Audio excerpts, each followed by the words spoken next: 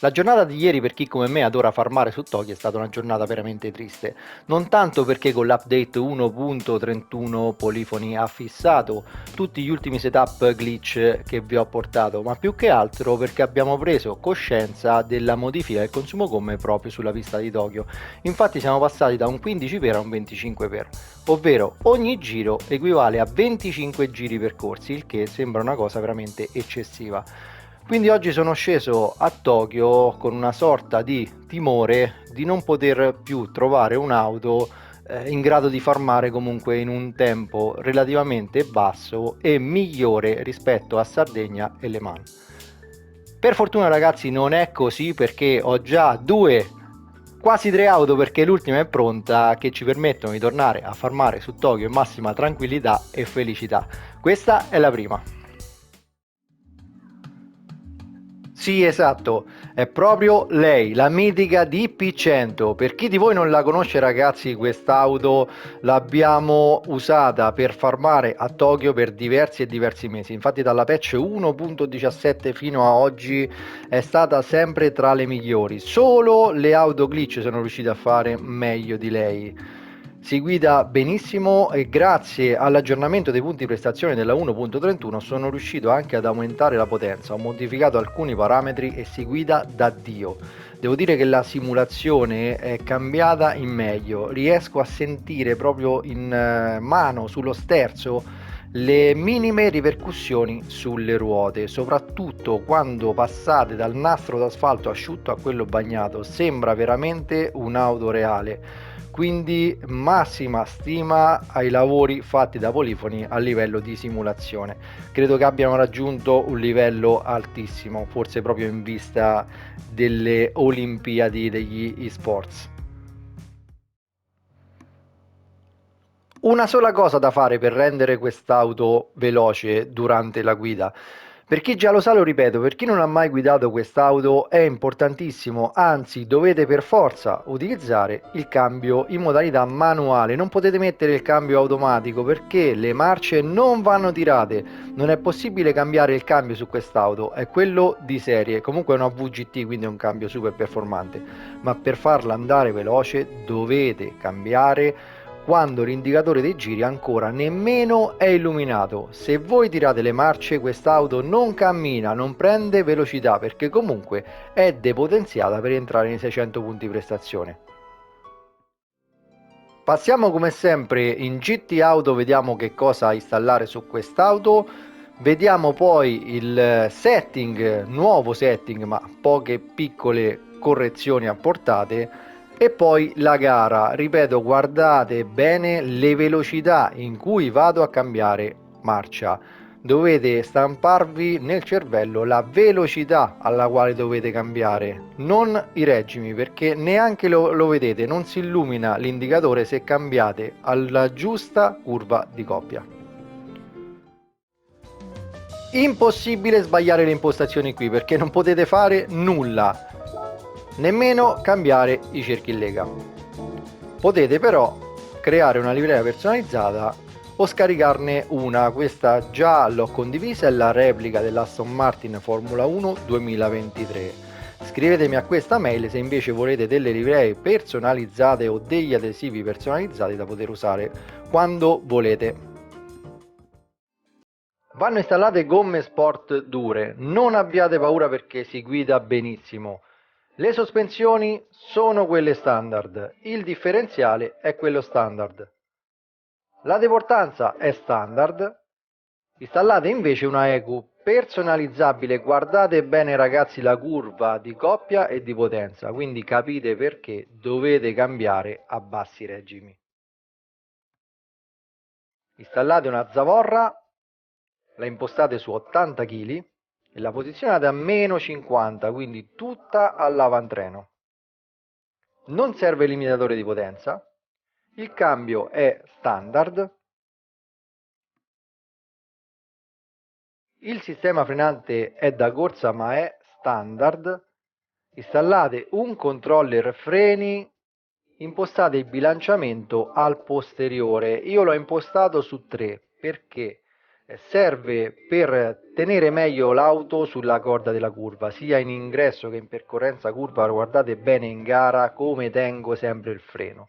Purtroppo, non potendo regolare le sospensioni perché non si possono cambiare, questo è l'unico modo per diminuire il sottosterzo. È un leggero sottosterzo che subisce quest'auto, quindi col controller freni impostato sul posteriore riuscite a ovviare a questo piccolo problema. Nessun'altra cosa da installare.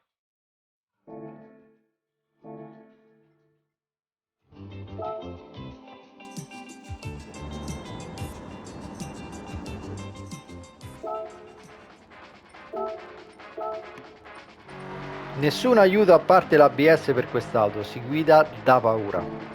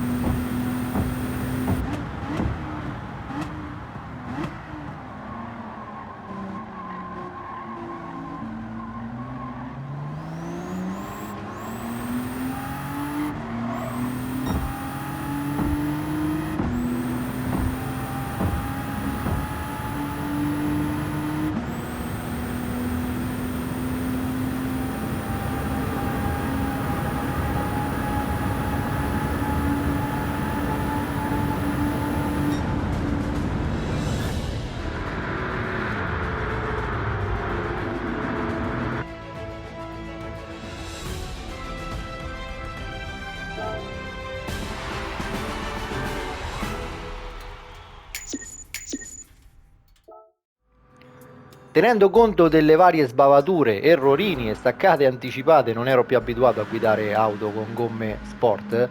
Quest'auto è in grado di scendere tranquillamente sui 25 minuti e 10, 25 minuti e 15, almeno è il mio ideal time. Spero che voi riusciate a fare ancora meglio, come spero che questo setup sia di vostro gradimento. Se non volete perdere le prossime auto che già ho quasi finito di sviluppare, iscrivetevi al canale. Vi ringrazio di avermi seguito, se il video vi è piaciuto lasciate un like e condividetelo. Ciao ragazzi, al prossimo video.